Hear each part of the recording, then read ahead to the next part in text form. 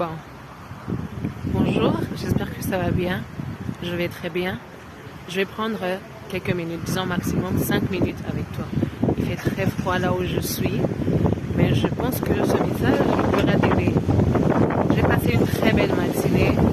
J'ai rencontré de très belles personnes.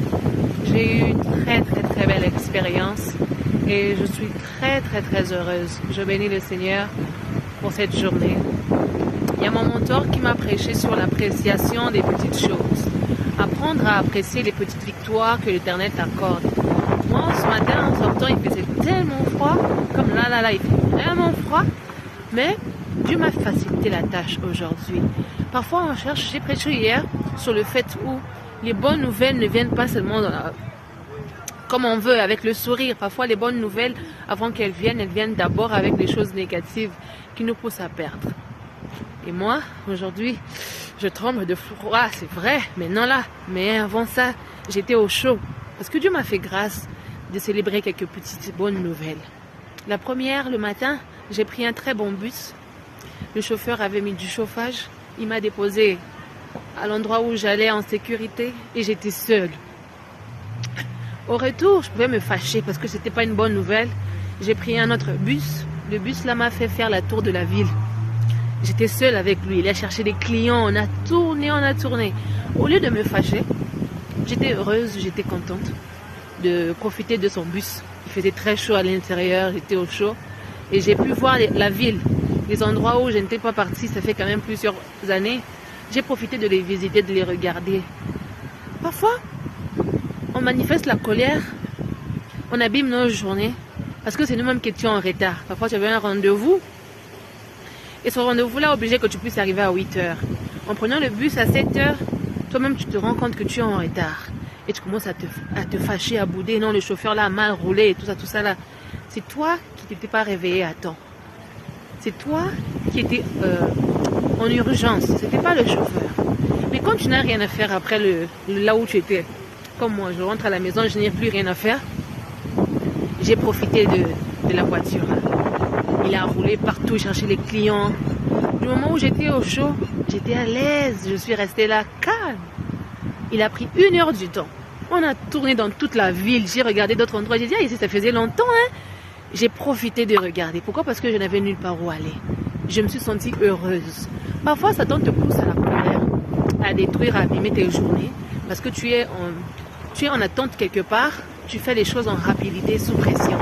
Parfois, ça te des choses comme ça pour te pousser à t'énerver, à abîmer ta journée.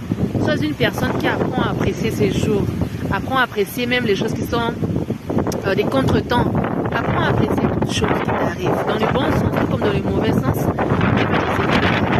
On est juste en retard de 30 minutes, c'est pas grave. On va faire un détour, c'est pas grave. Il va me déposer ici, c'est pas grave. Il cherche des clients. Apprenons à nous mettre à la place des autres. C'est ça qui montre que tu as un grand cœur et que tu es une bonne personne. Ah oui, je vais parler de l'art de l'hospitalité.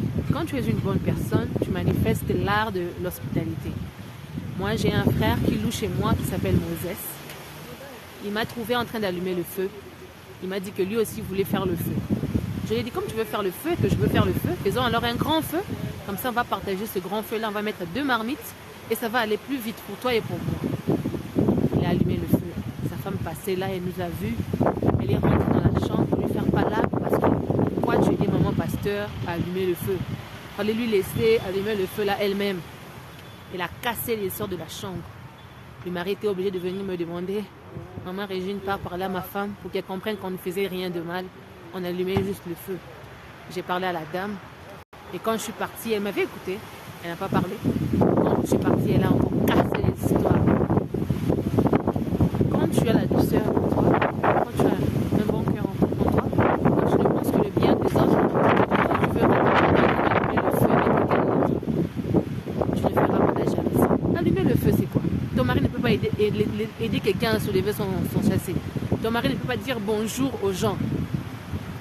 Calme-toi. Quand tu es une bonne personne, tu ne penses pas le mal de ton conjoint. Tu as confiance en lui. C'est ça. On m'a dit, ah maman Régine, moi à ta place, j'aurais dit à cette femme-là, c'est pas ma faute si tu manques de confiance en toi. C'est pas ma faute. J'ai dit à la dame là, non, une réaction pareille viendra pour détruire. tu es une bonne personne, la meilleure réaction, c'est de faire asseoir les gens, parler avec douceur et de se mettre à la place des autres. Mets-toi à la place des autres au lieu d'attiser encore la colère, au lieu de réveiller encore la colère. Si tu parles mal à une personne qui est déjà en colère, vous allez encore vous discuter et là, tu n'arranges pas, tu détruis. Quand tu es une bonne personne, tu fais partie de la liste de ceux qui arrangent et non détruisent. Quand tu es une bonne personne, tu seras comme moi. J'étais à Homafeuse. Arrivé là, j'ai rencontré plein de gens. J'ai commencé à prêcher Jésus, à parler de Jésus. En parlant avec des gens, on parlait des histoires normales. Je compatissais avec eux. Je disais, oh, c'est vrai, oh, sorry. Je donnais des conseils. Là où il fallait. Non, l'enfant, il faut couvrir l'enfant comme ça. Ici, il faut faire ceci. Non, ton dossier, dépose ça là-bas. Je me mets à la place des gens. Quand tu es une bonne personne, même quand tu seras dans les endroits publics comme les Homafeuses, tu ne seras pas là orgueilleux. Tu seras humble. Tu parleras de Jésus. Tu donneras l'amour aux gens. Donner l'amour, c'est quelque chose de naturel. Ça ne se force pas. Tu te réveilleras ce matin, tu es une personne douce. Pourquoi? Parce que tu es une bonne personne. Quand tu es une bonne personne, tu te mets à la place des autres. Tu fais l'hospitalité, tu compatis avec les gens, tu es assez humble pour parler, converser avec des inconnus, faire de nouvelles connaissances. Oui, prier pour les gens. Moi, j'ai prié pour les gens. Ils m'ont dit, pasteur, moi, mon cas, ça fait depuis avril que je suis ici, je fais que venir. J'ai dit, non, tu ne peux pas rester si longtemps. Moi, ça fait qu'une semaine. Mais toi, ça fait longtemps. Je prie pour toi, que ton dossier soit débloqué au nom de Jésus. Elle a dit, amen. L'autre aussi est venu, pasteur, prier aussi pour moi. L'autre est venu, pasteur, prier aussi pour moi. J'ai prié pour 4 personnes. Et ces 4 personnes-là, on les a appelées. Et ils ont eu leur document. Aujourd'hui, nous bénissons le Seigneur. Quand tu es une bonne personne, tu ne cherches pas que le bien pour toi. Moi, je n'ai pas eu le papier. Mais les gens ont eu. Parce que quoi, j'ai prié pour eux. Quand tu es une bonne personne, tu n'es pas selfish. Tu ne penses pas qu'à toi. Tu penses aussi aux autres. Yes. Venir avec ce tout dernier. On avait un débat au Mafeuse. Mes frères m'ont dit, maman Régine, on a rencontré des pasteurs qui nous ont dit dans les prédications en plein prêchoir que eux ils ne montent pas. Et pourtant eux aussi viennent à Homafeuse pour renouveler leurs documents. Ils montent aussi les histoires là-bas pour que Homafeuse ait pitié d'eux, donne un bon document. C'est pas ça le mensonge, c'est pas le mensonge. Si, c'est le mensonge. On appelle ça user de tromperie. Mais c'est aussi un mensonge.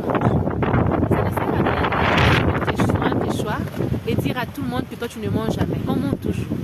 On ment par les pensées, par le mensonge, on pêche tous. La Bible te dit que tous sont péchés, ils sont privés de la gloire. Le péché règne en nous. C'est l'ancien Adam qui a apporté ce péché-là, mais nous avons la nature de l'ancien Adam, alors nous sommes pécheurs. C'est pourquoi on se répand tout le temps. C'est pourquoi grâce à Jésus-Christ, il est venu effacer les péchés là qui pesaient, qui criaient contre nous. Cependant, n'oublions pas, on est des humains. Quelqu'un m'a dit, maman Régine, tu connais Fally Ipupa? J'ai dit oui, je le connais. C'est mon grand frère. J'écoute sa musique. On ne l'écoute pas à la maison, je ne consomme pas ça à la maison. Mais je connais sa musique. Si j'écoute la voix, je reconnaîtrai que c'est lui. Ne soyons pas des hypocrites. Quand tu es une bonne personne, tu n'es pas hypocrite, tu n'es pas menteur, tu n'es pas prétentieux. Tu es une personne qui assume tes erreurs. Tu assumes tes défauts. Quand tu avais mal fait, tu avais mal agi, tu avais péché là-bas, tu avais couché là-bas, tu avais détruit là-bas, tu avais volé là-bas. Assume. Et l'Éternel te pardonnera. Quand l'Éternel te pardonne, les hommes aussi te pardonneront. Voilà. Je vais rentrer à la maison. Je te souhaite une bonne journée.